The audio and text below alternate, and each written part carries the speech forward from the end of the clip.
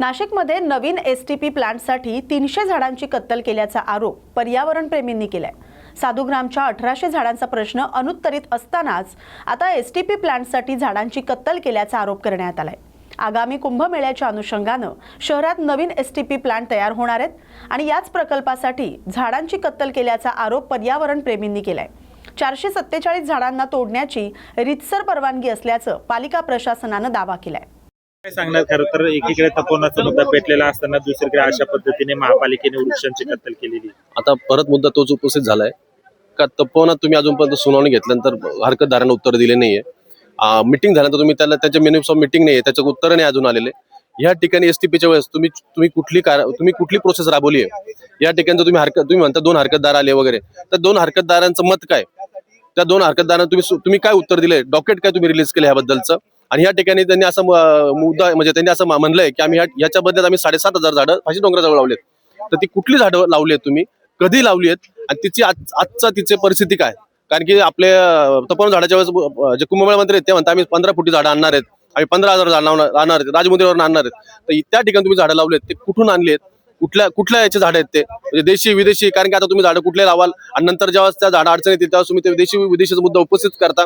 तर त्या ठिकाणी तुम्ही कुठले झाडं लावलेत हा पण आमचा मुद्दा उपस्थित आहे। आणि पहिली गोष्ट म्हणजे ही जी संपूर्ण प्रक्रिया राबवली जाते हीच आम्हाला सर्व नाशिककरांना संशयास्पद वाटते। तरी आम्ही राज्य शासन असेल यांना विनंती करतो की तुम्ही या सर्व प्रक्रियेत लक्ष घाला आणि ही प्रक्रिया संशयास्पद आहे, तुम्ही याच्यावर सर्व एक विभागीय चौकशी नेमा आणि यात जे दोषी असतील तुम्ही याच्यावर कारवाई करा। जर कारवाई लवकर नाही झाली आणि दोषींवर जी कारवाई नाही केली तुम्ही, तर आम्ही सर्व नाशिककरांना पर्यावरणप्रेमी या विरोधात नाशिक शहरात मोठं आंदोलन उभं करू आणि मग त्यावेळेस जी परिस्थिती निर्माण होईल त्याला सर्वस्वी जबाबदार नाशिक महानगरपालिका आणि राज्य प्रशासन राहील। या ठिकाणी 300-350 झाडं तोडलेत। तर ते झाडं यांनी तोडल्यानंतर त्याचं लाकूड वगैरे ते सगळं कुठं टाकलेत तुम्ही आणि हे झाडं तुम्ही असे का दाबलेत याचं पण आम्हाला सर्व उत्तर द्या। तुम्हाला जर झाडं तोडल्यानंतर हे झाडं दाबण्याची का वेळ आली? जर झाडं तुम्हाला हे तसे ठेवायचे होते मग दाबले का तुम्ही? की भविष्यात जाऊन हे पण झाडं तुम्ही तोडणार आहात? कारण मी असं ऐकलंय की अजून 750 झाडं तोडणार आहेत या ठिकाणी, म्हणजे 150-200 झाडं अजून तोडणार आहेत ते। तो जी शंका आहे आम्हाला ती खरी होणार आहे का असं आम्हाला या ठिकाणी वाटतंय। तरी कृपया नाशिक महानगरपालिका राज्य प्रशासन असेल यांनी या ठिकाणी पारदर्शकता द्यावी आणि सर्व नाशिककरांना या संदर्भाचं जे काही यांचं डॉक्युमेंट वगैरे असेल, जी काही माहिती असेल ती सर्वांनी वेबसाईटवर द्यावी, न्यूज आणि मीडिया सगळ्यांना द्यावी आणि हरकतदारांना मेन म्हणजे द्यावी। बुलढाणा नगरपालिका सार्वत्रिक निवडणुकीसाठी 2 डिसेंबरला मतदान झाल्यानंतर ईव्हीएम आणि टपाल मतपत्रिका पालिका इमारतीत तयार करण्यात आलेल्या स्ट्रॉंग रूम मध्ये ठेवण्यात आल्यात। पोलिसांचा चोख बंदोबस्त आणि सीसीटीव्ही कॅमेऱ्यांच्या निगराणीखाली स्ट्रॉंग रूमची सुरक्षा असतानाच काही उमेदवार प्रतिनिधींकडून 5 कॅमेरे बंद असल्याचा आरोप करण्यात आला होता। यानंतर निवडणूक निर्णय अधिकाऱ्यांनी आज सकाळीच उमेदवारांना बोलावून घेत स्ट्रॉंग रूमच्या सुरक्षेची माहिती दिली। सगळी सुरक्षा व्यवस्था व्यवस्थित असल्याचं सांगत 5 कॅमेरे बंद असल्याच्या आरोपाचं त्यांनी खंडन केलंय। 16चा DVR आहे आणि त्यातील 11 कॅमेरे लावण्यात आलेत, तर 5 कॅमेरे लावले नसल्यामुळे स्क्रीनवर ते बंद दिसतायत असं त्यांनी सांगितलंय। उमेदवारांना सोबत नेऊन स्ट्रॉंग रूम बाहेर अतिरिक्त 8 कॅमेरे बसवण्याची जागाही आज निश्चित करण्यात आली। साहेब, स्ट्रॉंग रूम मध्ये कॅमेरे सुरू असतानाही आता आज आपण पुन्हा कॅमेरे लावण्याची एक माहिती दिली, म्हणजे लावले का पडले हे का? आपण बुलढाणा नगर परिषदेची सार्वत्रिक निवडणूक जी आहे त्या ठिकाणी 2 तारखेला जे मतदान झालं ते मतदान झाल्यानंतर या ठिकाणी जी स्ट्रॉंग रूम आपण तयार केलेलं आहे त्या स्ट्रॉंग रूममध्ये आपण हे सर्व बॅलेट युनिट आणि कंट्रोल युनिट 76 मतदान केंद्राचे आपण सुरक्षित ठेवलेले आहे। आणि या ठिकाणी 2 पोलीस अधिकारी, 20 पोलीस कर्मचारी आणि SRPFचे 25 जवान इतका मोठा बंदोबस्त या ठिकाणी आहे। तर या ठिकाणी आपण मशीन्स मतदान झाल्यानंतर स्ट्रॉंग रूममध्ये ठेवल्यानंतरच आपण CCTV 11 CCTV आपण कंटिन्यू लावलेले आहेत तिथं आणि त्याचा डिस्प्ले जो आहे तो उमेदवारांसाठी 24 तास बघण्यासाठी तो उपलब्ध ठेवलेला आहे। 6 तारखेला माननीय राज्य निवडणूक आयोगाचं एक पत्र आलेलं आहे, त्यामध्ये त्याने असं म्हटलेलं आहे की जे CCTV लावलेले आहेत त्याचा बॅकअप हा हार्ड डिस्कमध्ये घेतला जातो। तर त्याची हार्ड डिस्कची जर कॅपॅसिटी संपल्यानंतर आपण त्या ठिकाणी नवीन हार्ड डिस्क लावतो, तर त्या नवीन हार्ड डिस्क आपल्याला त्या ठिकाणी बदलून लावावे लागते। तर त्याचं कंटिन्युएशन राहावं यासाठी त्यांनी अतिरिक्त क्षमता हार्ड डिस्क असणारे अतिरिक्त कॅमेरे लावण्याची सूचना केलेली आहे। तर आपण या ठिकाणी आता जे आधीचे 11 कॅमेरे आहेत ते तसेच आहेत कंटिन्यू आणि त्याच्या व्यतिरिक्त आपण अतिरिक्त 8 कॅमेरे आपण या ठिकाणी लावणार आहोत। जे कॅमेरे आपण आता उमेदवार यांना आपण आधीच याबाबत कळवले होते आणि बऱ्यापैकी उमेदवार सर्व पक्षांचे उपस्थित आहेत। तर त्यांच्या समक्ष आपण हे अतिरिक्त कॅमेरे 8 आपण या ठिकाणी लावणार आहोत, ज्याची हार्ड डिस्क जी आहे ती हार्ड डिस्कची कॅपॅसिटी इतकी आहे की आपण 21 तारखेला जेव्हा आपण मतमोजणीसाठी स्ट्रॉंग रूम उघडणार आहोत तोपर्यंत त्याची हार्ड डिस्क ही बदलावी लागणार नाही, तोपर्यंत सगळं CCTV जी कव्हरेज आहे त्या ठिकाणी सेव्ह राहणार. 5 कॅमेरे बंद आहे असे सांगण्यात येत आहे. काय आपण जे या ठिकाणी कॅमेरे जे लावलेले आहेत CCTV ते 11 CCTV कॅमेरे लावलेले आहेत आणि त्याचा डिस्प्ले हा इथं कंटिन्यू चालू आहे. जो DVR असतो जे स्क्रीन असते ते स्क्रीनमध्ये मॅक्झिमम 16 कॅमेरेचा डिस्प्लेचा त्यामध्ये कॅपॅसिटी असते. आपण 11च कॅमेरे लावलेले आहेत, तेव्हा 11चा डिस्प्ले आहे. उर्वरित जे 5 जागा आहेत ते रिकाम्या जागा आहेत, त्याचा कॅमेराचा नाही, त्याचा काही विषय नाही. त्यामुळे हे जे पसरवलेलं आहे ते चुकीचं आहे. बुलढाणा जिल्ह्यात आजपर्यंत एकूण 6,40,879 महिला मुख्यमंत्री लाडकी बहीण योजनेचा लाभ घेत होत्या. मात्र तपासणी अंती विविध कारणांमुळे 30,304 महिलांचा लाभ रद्द करण्यात आलाय, तर 390 महिलांनी आपला लाभ बंद करण्यासाठी विनंती केली होती. त्यावरून त्यांचा देखील लाभ रद्द करण्यात आलाय. सोबतच लाडकी बहीण योजनेचा लाभ सुरू ठेवण्यासाठी पात्र महिलांनी KYC करण्याचं आवाहन महिला आणि बालकल्याण विभागाकडून करण्यात येते. बुलढाणा जिल्ह्यामध्ये एकूण मुख्यमंत्री लाडकी बहीण योजनेअंतर्गत 6,71,183 अर्ज प्राप्त झाले होते. त्याच्यापैकी छाननी केली असता 6,40,879 अर्ज हे मंजूर करण्यात आले आणि त्यांना लाभ देण्यात येत होता. विविध कारणास्तव ज्याच्यामध्ये प्रामुख्याने कागदपत्रांची अपूर्तता असेल किंवा वाहन असेल किंवा एका कुटुंबातील 2 पेक्षा जास्त लाभार्थी लाभ घेत असेल असे वेगवेगळ्या कारणास्तव 30,304 अर्ज रद्द करण्यात आलेले आहेत. तसेच स्वतःहून काही लाभार्थ्यांनी वैयक्तिक कारणास्तव असेल किंवा इतर योजनेचा लाभ घेण्याच्या अनुषंगानं असेल अर्ज रद्द करण्यासाठी आपल्याकडं रिक्वेस्ट केलेल्या होत्या. त्या अनुषंगाने खालून अहवाल घेऊन त्या पद्धतीनं 390 लाभार्थ्यांचे अर्ज रद्द केलेले आहेत. जिल्ह्यातील इतर लाडक्या बहिणींना काय नेमकं आव्हान? लाडक्या बहिणींना हेच आव्हान असेल की शासनामार्फत लाडक्या बहिणींचा लाभ व्यवस्थित त्यांना विहित मुदतीत जाण्यासाठी तसेच लाडकी बहीण योजना चांगल्या पद्धतीने कार्यरत राहण्यासाठी KYC प्रक्रिया सुरू आहे. त्याची मुदतवाढ 31 डिसेंबरपर्यंत देण्यात आली असून ज्या लाडक्या बहिणींची अजून KYC प्रक्रिया बाकी आहे तर त्यांनी 31 डिसेंबरपर्यंत करून घेणे. तसेच ज्या लाडक्या बहिणींना वडील किंवा पती हे मृत्यू पावलेले असतील किंवा घटस्फोट झालेला असेल किंवा इतर कारणामुळं त्यांना KYC अडचण येत असेल यापैकी कारणामुळं तर त्यांनी विहित नमुन्यामध्ये अर्ज अंगणवाडी सेविकेकडे जमा करावा. सोबत त्याचे मृत्यू प्रमाणपत्र असेल किंवा कायदेशीर जे प्रमाणपत्र असेल तर ते अंगणवाडी सेविकेकडे सादर करावे आणि KYC प्रक्रिया पूर्ण करून घ्या. ऑक्टोबर महिन्यात झालेल्या अवकाळी पावसामुळे शेतकऱ्यांच्या भात शेतीचं नुकसान झालं होतं. यानंतर शिवसेनेच्या वतीनं आंदोलन करून नुकसान भरपाई देण्याची मागणी जिल्हाधिकारी यांच्याकडे केली होती. मात्र जी नुकसान भरपाई मंजूर झाली असून त्यांचं श्रेय आमदार निलेश राणे आणि पालकमंत्री नितेश राणे घेत आहेत.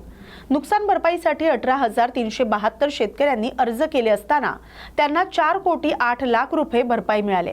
जर ती प्रत्येकाला विभागली असता 2,224 रुपये एवढी भरपाई प्रत्येक शेतकऱ्याला मिळते. खरंच या भरपाईचा शेतकऱ्यांना फायदा होईल का? राज्यातील अन्य शेतकऱ्यांना लाखात भरपाई मिळते, मग सिंधुदुर्ग जिल्ह्यात हा अन्याय का? असे सवाल माजी आमदार वैभव नाईक यांनी उपस्थित केलेत. सिंधुदुर्ग जिल्ह्यामध्ये ऑक्टोबर महिन्यामध्ये अवकाळी पाऊस पडला होता आणि या अवकाळी पावसामध्ये भात कापणीचा वेळीच हा पाऊस पडल्यामुळे मोठ्या प्रमाणात शेतकऱ्यांचं नुकसान झालं होतं. शिवसेनेच्या वतीने त्यावेळी मी असून दे सतीश सावंत असून यांच्या नेतृत्वाखाली आम्ही आंदोलन केलं होतं आणि सगळीकडे त्याचे पंचनामे करा, शेतकऱ्यांना नुकसान भरपाई मिळाली पाहिजे म्हणून आम्ही कलेक्टरांना स्वतः भेटलो होतो. त्याचबरोबर स्वतः शेतकऱ्यांच्या बांधावर पाहणी केली होती.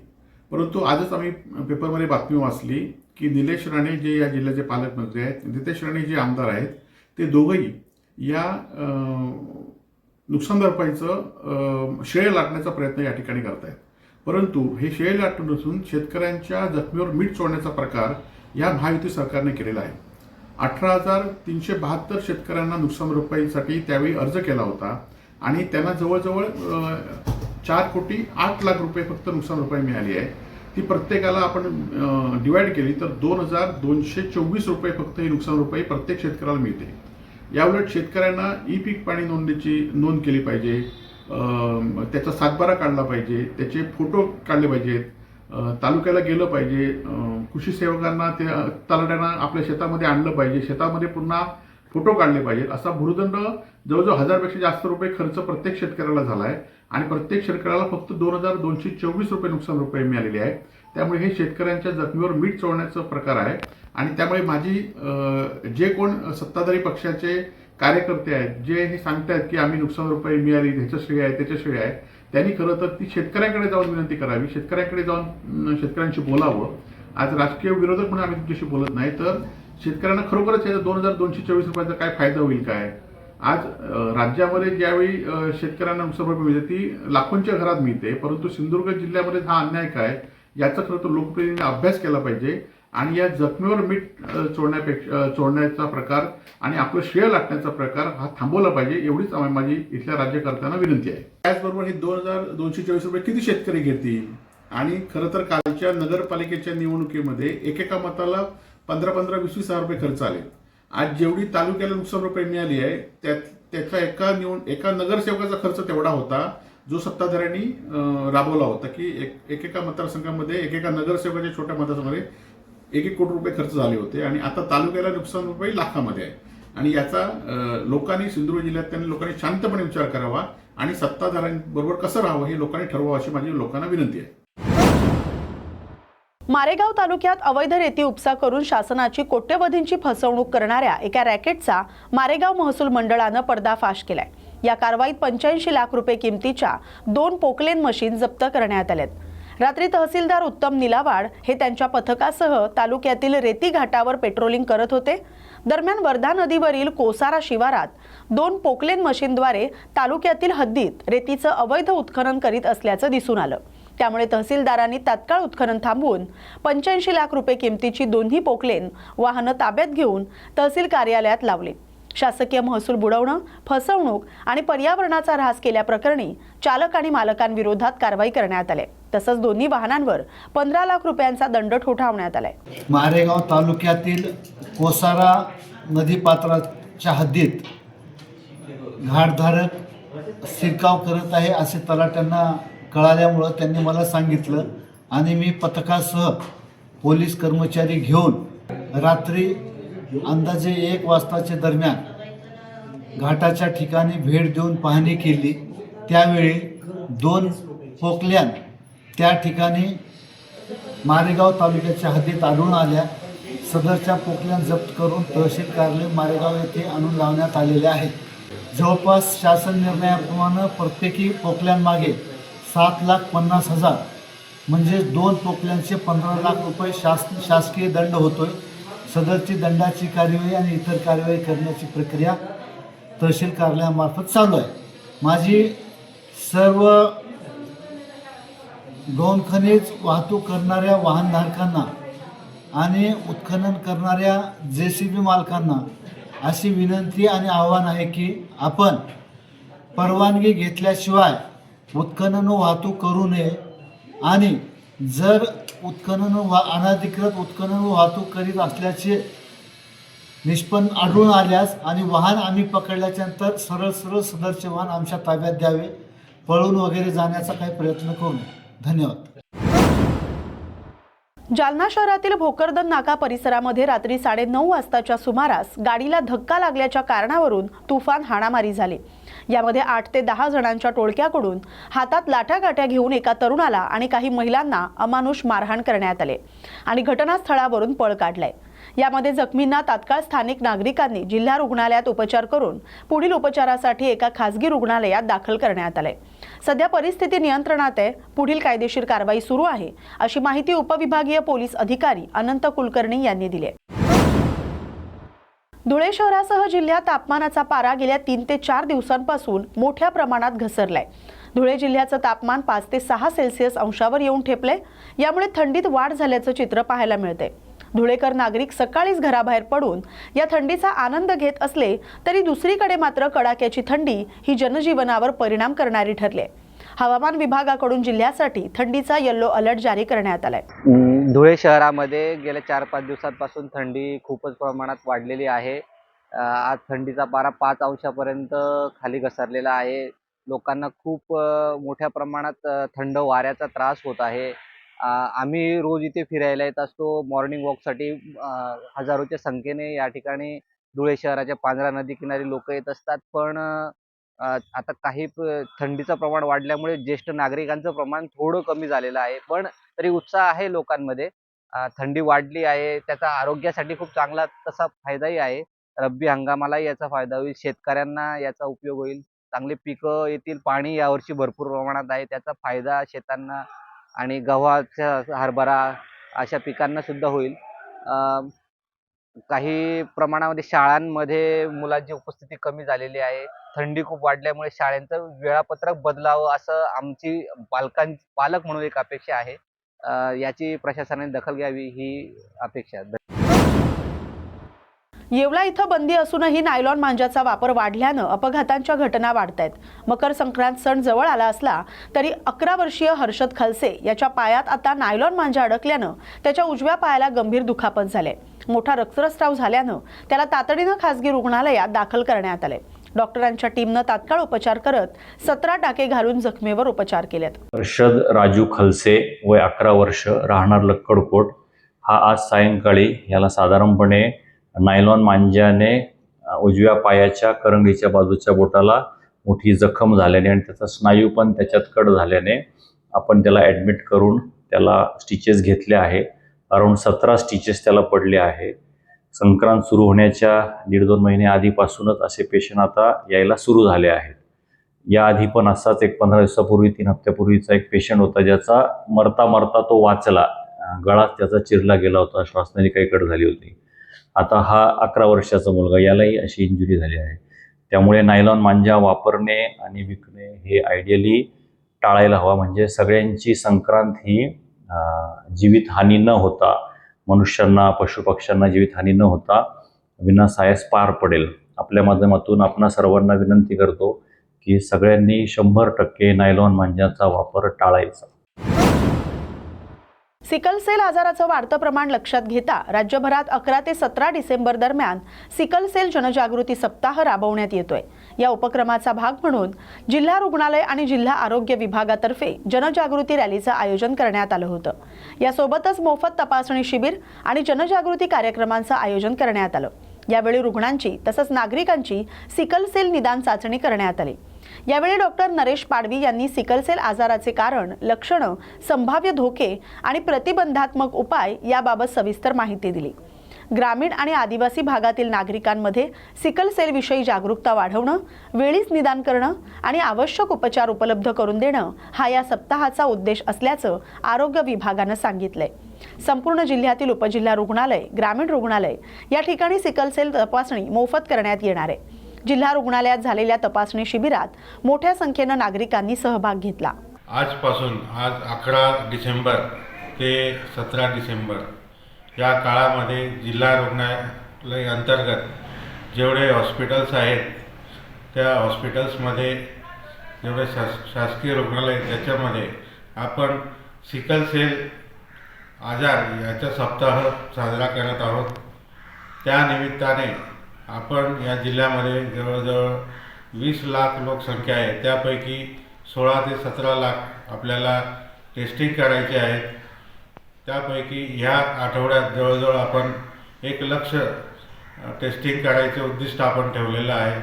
कारण आपला जिल्हा हा ट्रायबल जिल्हा आहे, आदिवासी जिल्हा आहे आणि त्यामध्ये बऱ्याच प्रमाणात सिकल सेल हा आजार आपल्याला आढळतो आणि त्यात जर उपचार झाले काही तर मृत्यू पण संभवतो. त्यामुळे आपण त्याबद्दल एक आपल्या रुग्णालयाकडून निर्मूलन एक अभियान राबवत आहोत. तर त्याच्यामध्ये मी सर्वांना आवाहन करतो की सध्या 1 ते 40 वयोगटातील जेवढे व्यक्ती आहेत त्यांनी सर्व आपल्या जवळच्या शासकीय रुग्णालयात जाऊन चाचणी करून घ्यावी, जेणेकरून आपल्याला सिकल सेल हा आजार आहे की नाही याची खात्री करून घेता येतील आणि त्यानंतर त्या आजारामध्ये बरेच लोकांना त्रास होतो, ताप येतो, रक्त कमी होते. नंतर आपलं जे ANC मदर आहे, जे गरोदर माता आहे, त्यांना कधी कधी गुंतागुंतीची प्रसूतीला सुद्धा सामोरं जावं लागतं. बऱ्याच वेळा सिकल सेल क्रायसिसमध्ये रुग्ण अचानकपणे दगावतो आणि अशा रुग्णांचं लाईफस्पॅन म्हणजे जीवन जगण्याचे जे वय असतं ते फार कमी असतं. त्यामुळे आणि वारंवार त्यांना रक्त चढवावं लागतं, त्यांना ॲडमिट व्हावं लागतं. हा त्यांच्या याच्यावर एक आर्थिक भारसुद्धा असतो. तर त्यांनी आपण वेळेवर जर त्यांची चाचणी होऊन त्यांचं निदान झाले तर त्यांना प्रोफायलॅक्सिस म्हणजे रोग वाढू नये यासाठी आपण जे औषधोपचार करतो ते औषधोपचार वेळेत होतील आणि त्याच्यानंतर त्याचे उपचार झाल्यानंतर त्याचं जीवनमान व्यवस्थित राहील. आणि चंद्रपूर महानगरपालिकेच्या आगामी निवडणुकांच्या पार्श्वभूमीवर आम आदमी पक्षातर्फे आज पत्रकार परिषद घेण्यात आली. यावेळी चंद्रपूरच्या विकासासाठी 4 ठोस गॅरंटी जाहीर करण्यात आल्या. शिक्षण गॅरंटी, आरोग्य गॅरंटी, पाणी गॅरंटी आणि पायाभूत सुविधा गॅरंटी अशा 4 गॅरंटी देण्यात आल्या. जिल्हाध्यक्ष मयूर रायकरवार यांनी या गॅरंटीची घोषणा केली आहे.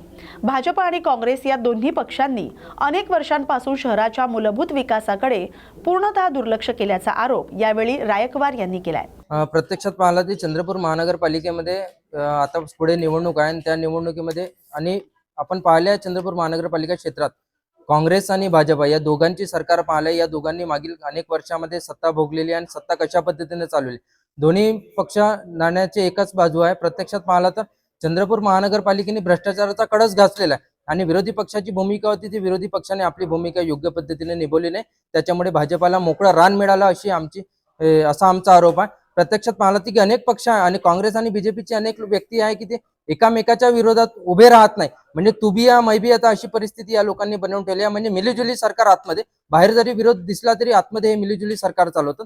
त्याच्याच म्हणून भ्रष्टाचाराचा एवढा कळस घातला त्यामुळे नागरिक मूलभूत सुविधेपासून दूर आहे. म्हणून आम आदमी पक्ष 4 मूलभूत सुविधांची घोषणा करत आहे. त्याच्यामध्ये पहिली गॅरंटी अशी आहे की आम आदमी पक्ष चंद्रपूर महानगरपालिकेतील 3 झोनमध्ये प्रत्येक झोनमध्ये एक नवीन हायटेक शाळा बनवते.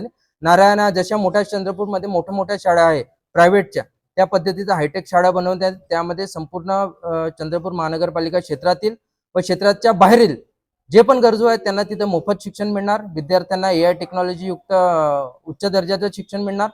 विद्यार्थ्यांसाठी बसची सुविधा राहणार. शिक्षकांना विदेश दौऱ्यावर पाठवण्यात येणार ट्रेनिंग करिता. त्याचसोबत आरोग्याची परिस्थिती अशी आहे की आरोग्य हॉस्पिटल नाही तर आरोग्यासाठी चंद्रपूर महानगरपालिकेच्या 3 झोनमध्ये 3 आरोग्य हॉस्पिटल बनवण्यात येईल सुसज्ज. त्यामध्ये चंद्रपुरातील नागरिकांना प्रत्येक नागरिकाला मोफत उच्च दर्जाचं आरोग्य मोफत मिळणार. ही सुविधा आम आदमी पक्षाचं सरकार जर आलं तर महानगरपालिकेमार्फत देण्यात येणार. तिसरी आमची घोषणा आहे की चंद्रपूर महानगरपालिकेमध्ये अमृतमध्ये अमृत 1 आणि अमृत 2 हे दोन्ही योजना फेल झाल्या. पण नागरिकांच्या घरी पाणी पण नाही आलं पण नळ आलेला आहे. तर पाणी नाही आलं पण फक्त बिलं आलेले आहेत. प्रत्यक्षात चंद्रपूर महानगरपालिकेमध्ये आम आदमी पक्षाची सरकार जर बसली तर नागरिकांना पाणी मोफत मिळेल. त्याचसोबत जुने जेवढेही थकीत बिल आहे ते माफ होईल आणि नागरिकांना स्वच्छ पाणी मिळेल. चौथी घोषणा आहे की तुम्ही पहा की चंद्रपूरचे रस्ते पहिले बनवले जातात, मग खोदले जातात, मग पुन्हा बनवले जातात, खोदले जातात. हीच परिस्थिती चंद्रपूर महानगरपालिकेमध्ये झाली. आम आदमी पक्षाचे जर सरकार स्थापन झालं तर एकदा रस्ते खोदले की पुढील 20 वर्ष ते रस्ते खोदल्या जाणार नाही याची हमी आम आदमी पक्ष देते. या बातमीसोबतच सांज वार्तामध्ये आता वेळ झाल्या इथेच थांबण्याची. अशाच महत्त्वाच्या बातम्यांसाठी पाहत राहा न्यूज मराठी 24/7. नवा भारत, नवा विचार.